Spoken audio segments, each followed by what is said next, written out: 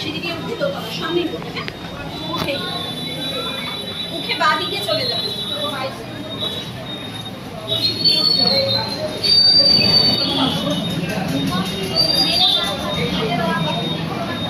সাতাশ এই সিঁড়ি দিয়ে 4 তলা।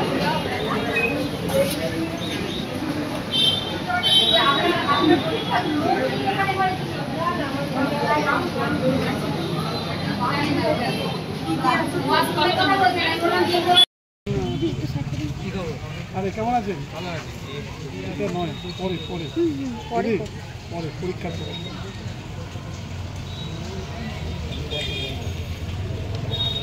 পিছা পিছা পিছা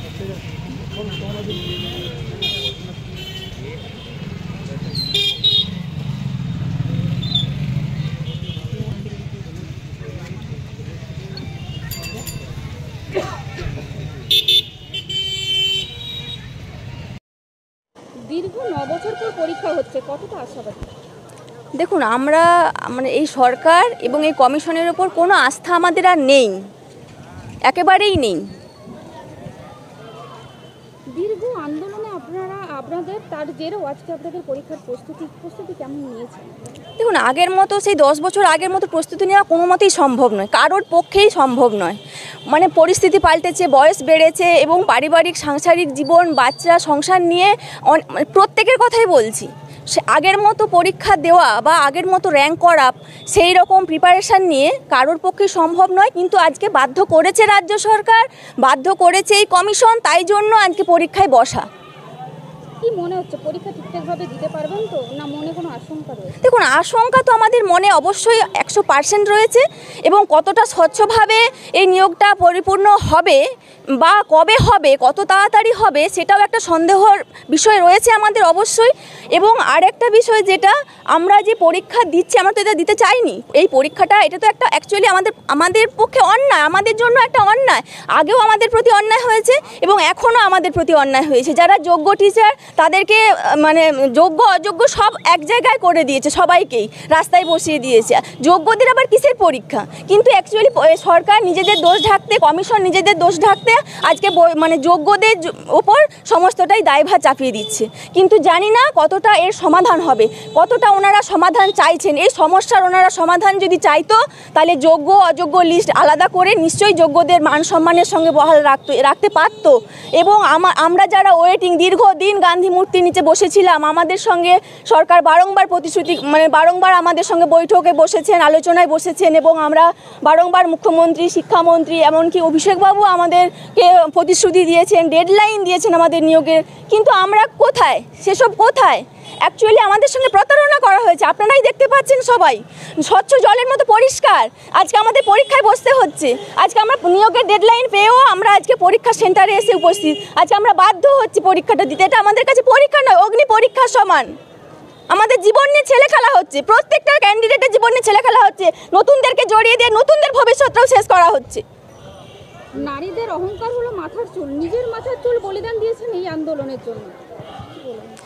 দেখুন, কেউ তো ইচ্ছে করে কারো সৌন্দর্য বা কেউ ইচ্ছে করে কোনো কিছু করতে চায় না। আজকে সরকার তো আজকে এই পরীক্ষাটাও কি কেউ দিতে চায়? আপনি বলুন না, কেউ দিতে চায় না, কিন্তু সবাই বাধ্য হচ্ছে, সরকার বাধ্য করছে, কমিশন বাধ্য করছে। এবং যে বিচার ব্যবস্থার উপর আমাদের আস্থা ছিল, সেই বিচার ব্যবস্থাও কিন্তু আমাদের প্রতি সঠিক বিচার করলো না, এটা আজকে বলতে বাধ্য হচ্ছি। অবশ্যই বিচার ব্যবস্থার প্রতি আস্থা রয়েছে, মান সম্মান, আমরা বিচার ব্যবস্থার প্রতি আস্থা ছিল রেখেই কথাটা বলছি যে অবশ্যই যোগ্য যারা, তারা ন্যায় বিচার পাবে, এখনও আশা রাখছি। যারা যোগ্য, তারা যোগ্য জায়গায় এই পরীক্ষার মাধ্যমেই মানে যাবে, সেই আশা রাখছি। এবং যারা যোগ্য ওয়েটিং, তারাও সবাই পরীক্ষা ভালোভাবে দিয়ে এবং তারাও যাতে মানে তাদের মানে স্বপ্নটা পূরণ হয়, সেটা ঈশ্বরের কাছে প্রার্থনা করছি এবং সরকার, কমিশন, বিচার ব্যবস্থার কাছেও প্রার্থনা করছি। কি মনে করছেন, আপনাদের মতো যারা যোগ্য, তারা কি আবার এই চাকরি মানে পরীক্ষার পর চাকরি পেতে পারে বলে মনে করছেন, না আবার যেরকম আগের মতো চলছে সেরকমই চলবে? দেখুন, দীর্ঘদিন আজকে কিন্তু অ্যাকচুয়ালি আপনারা মানে সবাই আজকে দেখতে পাচ্ছে যে যারা অযোগ্য চিহ্নিত বাদ চলে গেছে, আজকে তো পরিষ্কার যে সেই জায়গায় কিছু ওয়েটিং তো থাকতে পারতো, সেই জায়গায় যোগ্য ওয়েটিংটা থাকতে পারতো নয়, আছে যারা যোগ্য বলি মানে চাকরিটাই পেলো না। 10 বছর ধরে তারা চাকরিটাই পেলো না, স্কুলে যেতেই পারলো না, স্বপ্নটা পূরণ করতেই পারলো না। তাহলে তাদের কি হবে? তারা তো আজকে কোনো রকম সুযোগ সুবিধা পাচ্ছে না। সরকার যারা যোগ্য টিচার, যারা ইন সার্ভিস, তাদের জন্য 10 নাম্বার রেখেছেন, বিচার ব্যবস্থাও রেখেছেন, কিন্তু যারা মানে অযোগ্য, যেসব অযোগ্যের বদলে যারা যোগ্য ছিল, যেসব ক্যান্ডিডেটগুলো, তাদের কি হবে? তাদের দায় কে নেবে? তাদের জীবনের দায় কে নেবে? তাদের পরিবারের দায় কে নেবে? আজকে আমরা যোগ্য ওয়েটিং হয়েও কিন্তু আজকে আমরা মানে কোনো সুযোগ সুবিধা পেলাম না। আজকে আমাদের নিয়োগের ডেডলাইন দেওয়া হলো, বারংবার প্রতিশ্রুতি বৈঠক মানে প্রকাশ্যে বলা হলো, কিন্তু আলটিমেটলি ফল 0।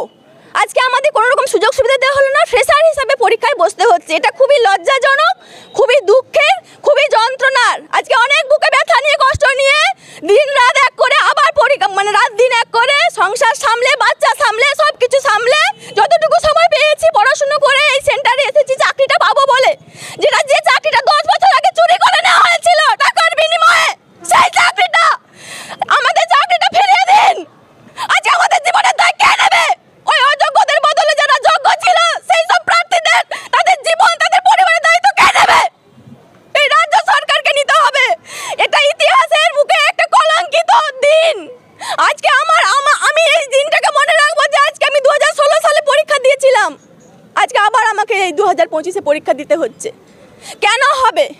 কেন? এটা তো অন্যায়, এটা তো অন্যায়, এটা তো উচিত নয়। যোগ্যদের যোগ্য স্থানে সসম্মানে ফিরে দেওয়াটাই উচিত ছিল, কিন্তু সেটা করা হয়নি।